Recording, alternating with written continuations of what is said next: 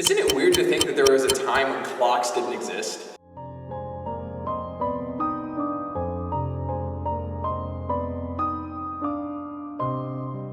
My name is Jacob Hubbard. This is Freedom Chapter 36, brought to you by Incarnate Ministries, based out of St. Thomas Aquinas in Pilot Point, Texas.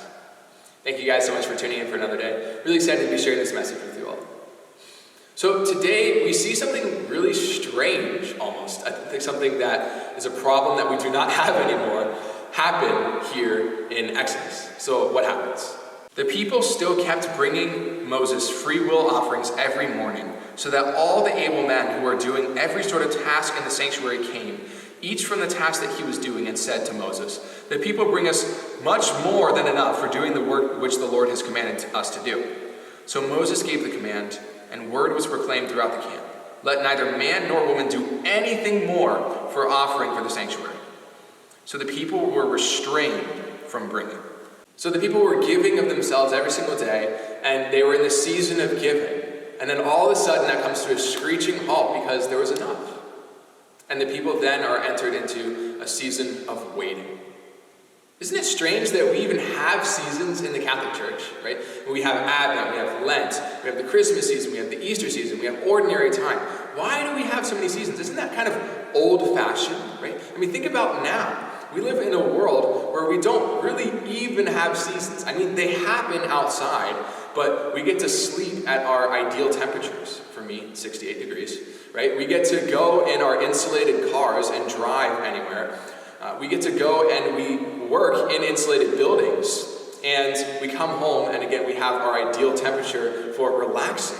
Like, we never really even experience the seasons these days. So why does the church emphasize seasons? To answer this question, I think we need to first figure out more about how we view seasons.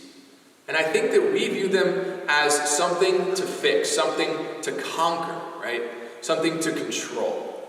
So for heat, we have AC. For the cold, we have heaters.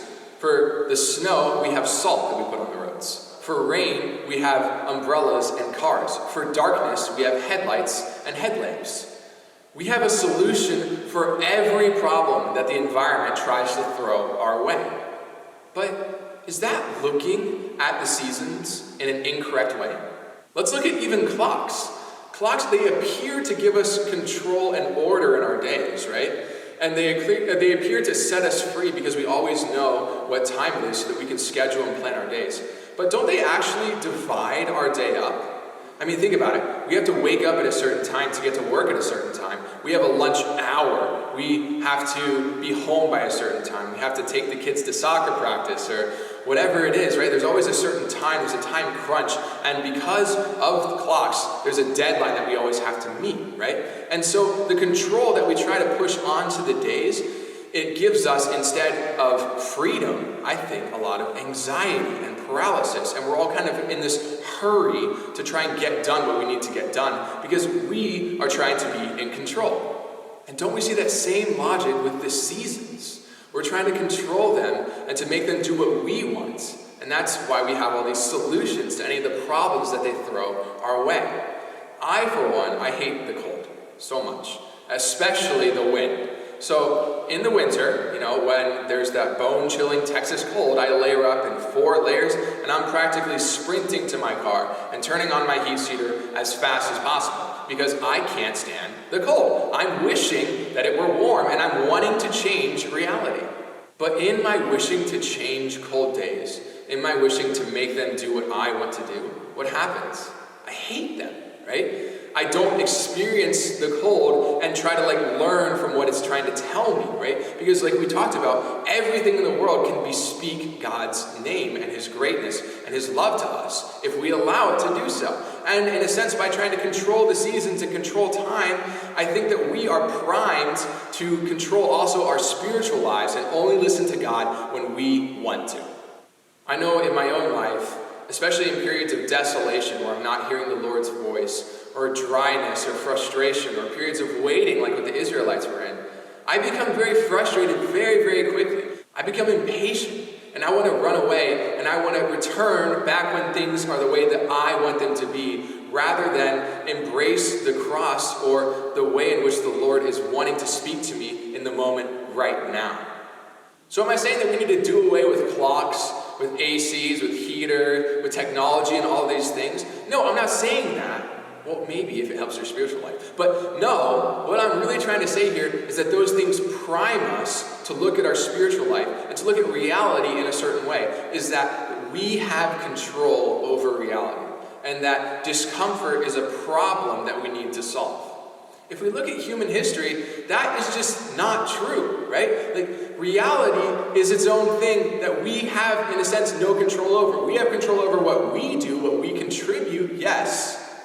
We have free will, yes, but we're not in complete control of reality. We are, in a sense, at the mercy of reality. We're at the mercy of seasons, and we see that, unfortunately, with natural disasters, right? Like, those are the moments when we're reminded that the seasons and nature is so powerful and that we can't control it, right? And in our own spiritual lives, God has control, not us. We don't control God. He operates through us. We don't believe that we can manipulate God like the Israelites used to believe back in Egypt, that it was one of many gods that they could manipulate to get them to do whatever they wanted. No, God is so powerful, He wants to work through us at all moments, but we're not manipulating Him. We're entering into a relationship, a covenant with Him.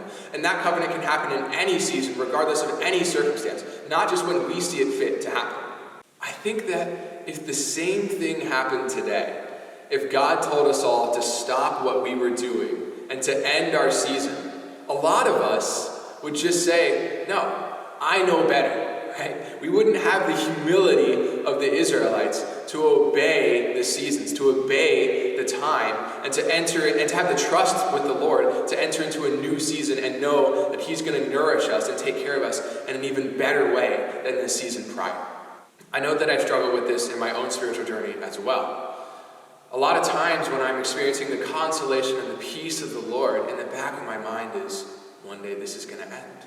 One day this is going to end, right? And that just continually speaks, and I become fearful, right? And that's not good. One, because I'm setting myself up for failure. And two, because it's believing the lie that discomfort is bad, right? And it's believing the lie that I have to control my spiritual life and that God is not in control. God is in control. And sometimes He calls us to discomfort. And discomfort is really good because in that we learn to take risk, and that's where faith is born.